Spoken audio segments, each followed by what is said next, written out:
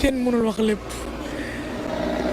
lu xew Sénégal sport ñëpp xam nañ ko voilà médaille moom félicitation rek lañ ciy déglu ak nit ñaa ngi ciy wax mais ba léegi mooy loolu.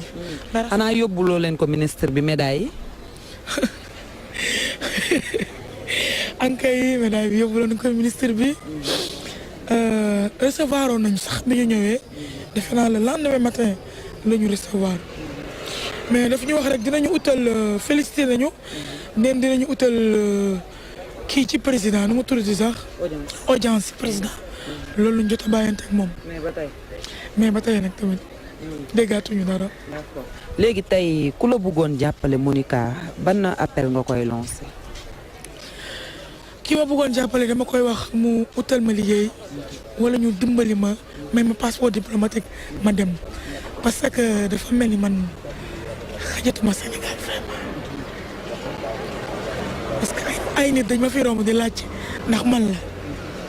ma leen di sànni di la jox sama turu mag bi ne la non du man la Georgette affaire yooyu noonu mais dañuy dem ñëwaat xool ne non yow la Monica sportif affaire yooyu ma ne waaw am ay nit di ma fekk fi di ma encouragé ne ma mënoon nga def leneen ñun li ngay def neexuñu suñu sañoon nga def leneen mais ba tey sant yàlla xam nga lii moo ko gën su ma jaayu leneen laay def te yàlla tere ñaanu ma ko yàlla je préfère toog ci mbedd bi di jaay moo ma gën a def leneen. ba yàlla ñëw. léegi mënoon nañu xam kan mooy Georgette boobu nga wax. Georgette sama sœur la sama mag bu jigéen la moom militaire la ñoo nekkoon di compétir ñoo ànd ak ñeneen ànd nañ fu ne. moom militaire dafa dem sax mission ma koy nuyuwaale de passage di ko ñaanal yàlla na ko yàlla yokk sutura fu mu ne ba mu ñibbi seeg jàmm ba ko fa dara jot incha allahu rabbi. mais mu ni yow fëgg jaay bii nii rek. ñu lay fay dañ lay fay par mois wala yaa moom bagage yi yow yaa ñëw toog exposé di jaay.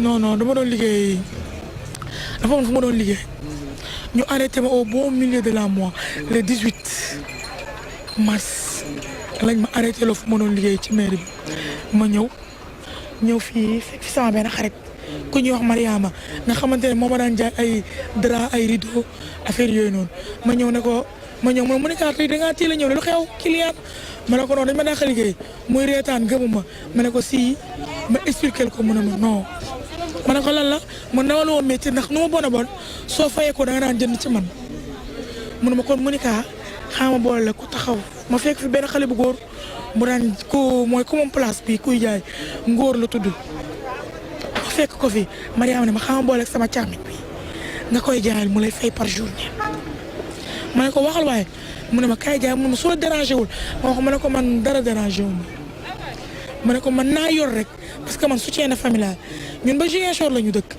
weer bu dee li ñuy taaba dañ koy dajale yóndee ñun grand fii laa dëkk dama fi loué damay fay luwaas nga war a jox sa bopp dund añ reer ndéeg war a fay courant war a fay ndox war a fay say besoin am na loo xam du lépp la ñu mën a wax daal mais nit ku nekk xam na lu nit soxla ci laay fam man xam naa burutoon ni ngeen fi rombee defe naa doo leen ma dégg may wax ci réseaux sociaux du question que rëy naa ko mais dafa am ay nit yoo xam ne maa ngi wax ñi ma ci waxaale lu ma métti du genre que dama nekk di yalwaan wala leneen non man dama am dignité et je garde l'image.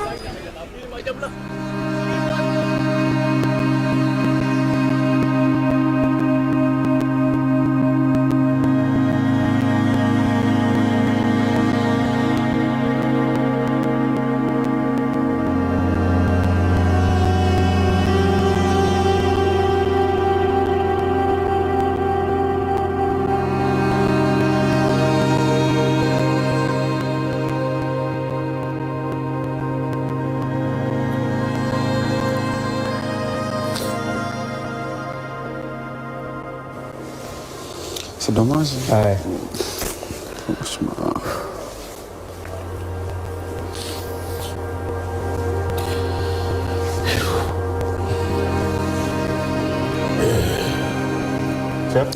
lii moom déjà daf ma laaj ci ñaari fànn.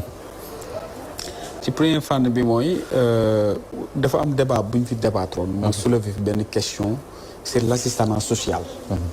sur le plan sportif nga xam ne lii lu koy waral mooy sport bi lu jëm ci wàllu social dañu ko xaw a négliger dañu xaw a négliger parce que kii je pense que lii man je me disais sax boo ma gisee image dama ne woon est-ce que lii dëgg la quoi kii ñu may gis mu lonkoo drapeau Sénégal représenté réew mi fépp est-ce que moom moo nekk nii di jaay fëgg jaay décembre 2020 championnat d'Afrique médaille de bronze Open de Dakar bu judo bi passé médaille d'or la c'est-à-dire boo ko gisee ak toogaay ak yére bi mu sol da nga naan ancienne judokat alors que ba léegi mi ngi yéeg di représenter Sénégal 29 ans la am waaw lii dama jàpp ni c'est un du combat sax mais c'est day doon benn réveil de conscience bu ñu war a def jàppale ko mu jëm ci wàllu autorité yi parce que kii je pense que nii fekk semaine prochaine war na mën a débarrasser wu ci fëgg jaay bi mu nekk di ko jaay nekk ci leneen.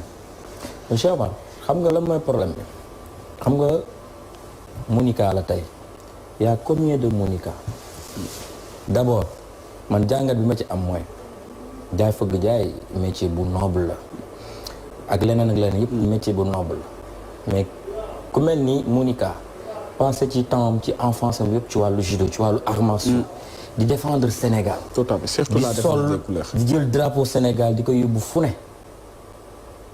ay parents comme ni mu ko waxee mu nekk soutien de famille tey nga gis ko du nekk image boo xamante ni tey yeneen judokat yi nekk ci ginnaaw wala ñeneen ñi nga xam dañu pare pour ëllëg ñuy défendre Sénégal dañuy neex a décourager loo. tout à fait dañ naan la non xoolal Monica fu mu mujjee.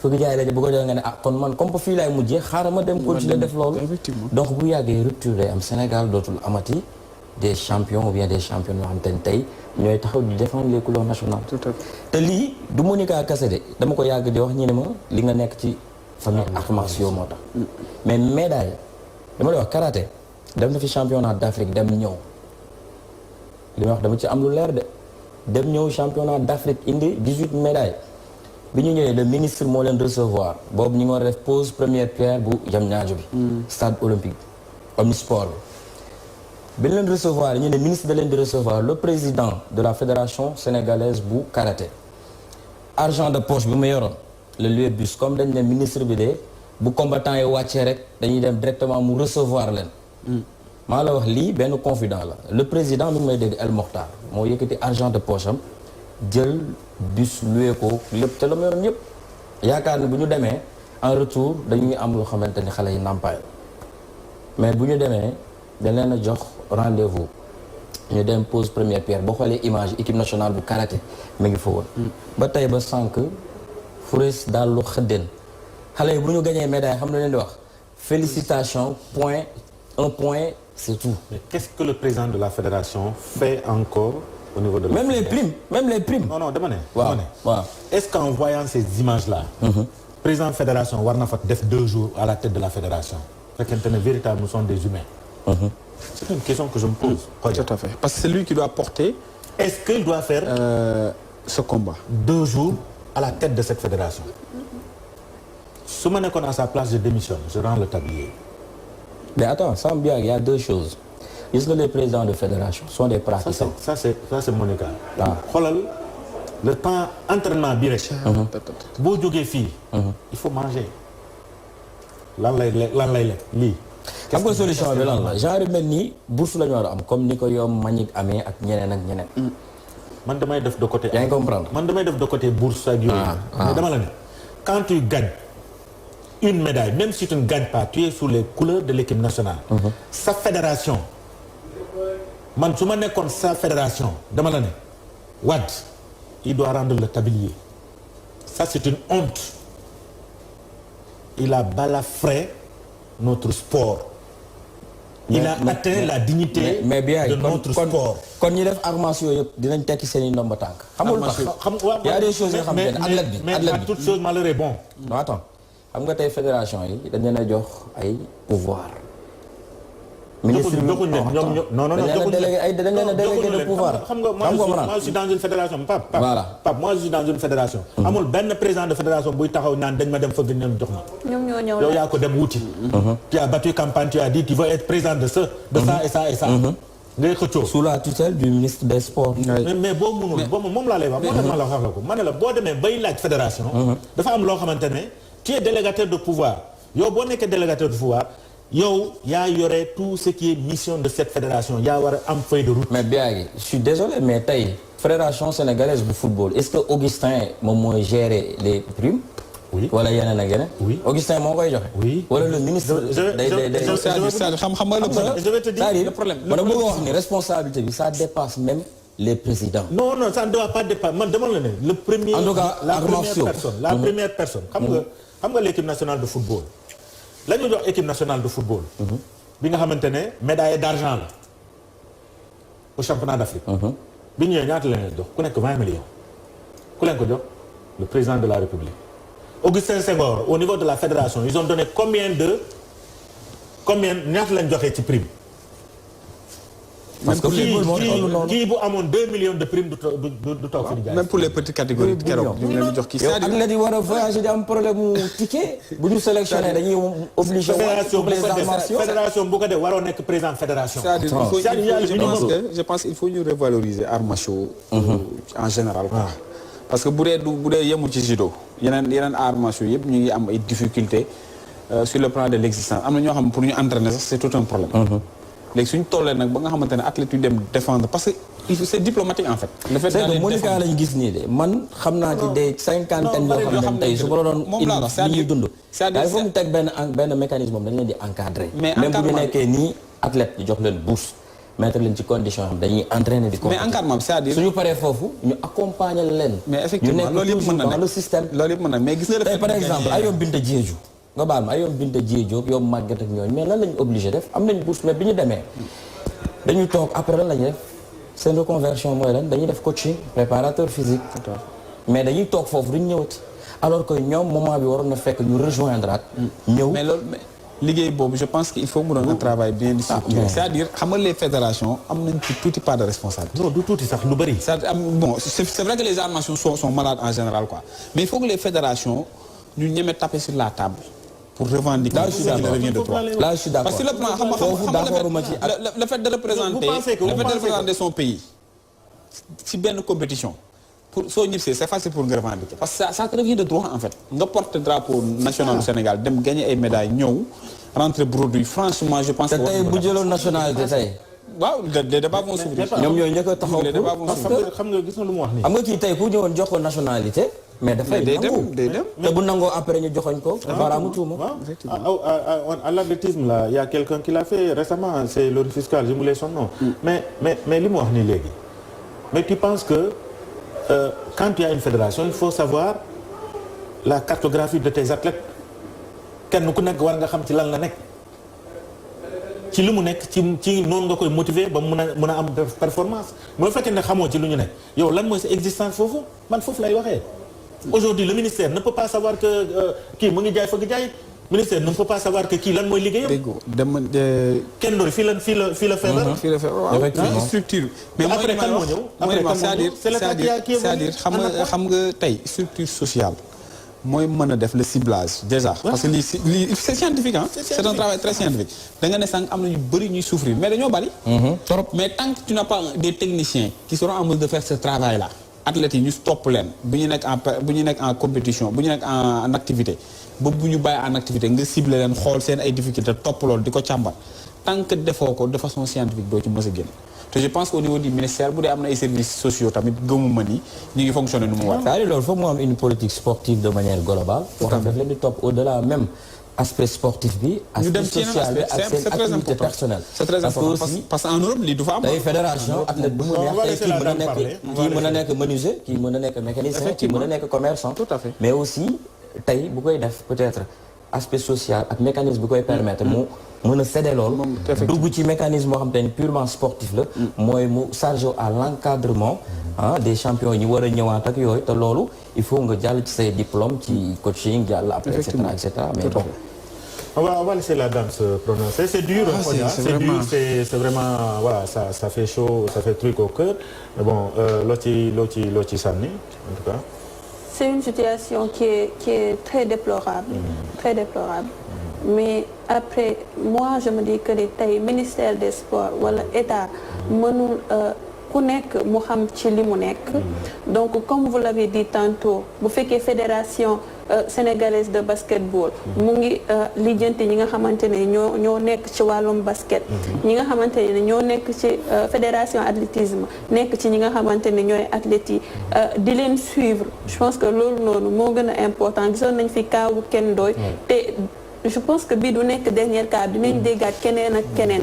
loolu noonu du jug dimbali Monica kese moo koy faj mais comme li Cheikh Oumar doon wax tout à l'heure mu am benn comité de suivi boo xamante ni dañ koy teg parce que ni dafa métti neexut ci xol voilà c'est tout ce que j'ai à dire. merci beaucoup ñu ngi lay jaajëfal sa xol bi daa fees alors on va terminer avec cette petite vidéo terminer en beauté mais encore une fois très franchement man sama conviction lay wax sama xalaat lay wax et man loolu moo ma ñor je pense qu'aujourd'hui le président de la fédération du judo n'a pas sa place à la tête de cette fédération c'est ça la réalité. mais le ministre aussi c'est-à-dire du judo. xam nga Monica bi c'est-à-dire biagi kon boo waxee loolu. da nga naan karaté di nga ne et cetera. on parle de ce qu'on a vu. voilà on parle du sujet. Le sujet c'est quoi? C'est judo. Monica Sagna est médaillée récemment de bronze à Antananarivo. Elle a été médaillée plusieurs fois. Aujourd'hui amul ci lu mu jàpp ba taxaw tey di jooy ne man jàppalewuñ ma dama nekk ci difficulté pour une championne koo xam ne dafa représenter Sénégal partout et il y a une fédération ce n'est même pas un CNG c'est une fédération légalement constituée dama jàpp ne le responsable de cette fédération ne doit pas passer 2 jours à la tête de cette fédération. te li ma si gën a frappé mooy man quand j'ai vu la vidéo je pensais que ne koo xamante ni. pare na bu yàgg ba nekk et puis ñu bëri ñu ko seetaan loolu la ñuy. parewul alors que moom récemment rek dem na. ba léegi mi ngi ci te dañu am yaakaar ci moom 29 ans la am. ngeen baal ma dama leen di raconter benn parce que moom elle était là-bas. aux Jeux de la francophonie au Liban. gis ngeen Farisey xam naa mu ngi may seetaan. Farisey kimono moo tax Farisey jëlul médaille. effectivement médaille d'or. kimono. comme ngeen baax li ma leen wax. bu baax sax kimono moo tax jëlul médaille d'or aux Jeux de la francophonie au Liban en 2009. mooy que ni kimono bu mu sol àndul ak li nga xamante ne moom mooy compétition ñu ne ko demal changer kimono mu dem abbi kimono dañ ko dem abbi mu ñëw jox ko mu sol mu wàcce ci ring bi. ça c'est énorme ça c'est extraordinaire. il faut ñu revisiter l'information en général. voilà malheureusement bon. mu ngi noonu on est appelé à on va tous réfléchir. Maintenant on va terminer avec cette petite vidéo.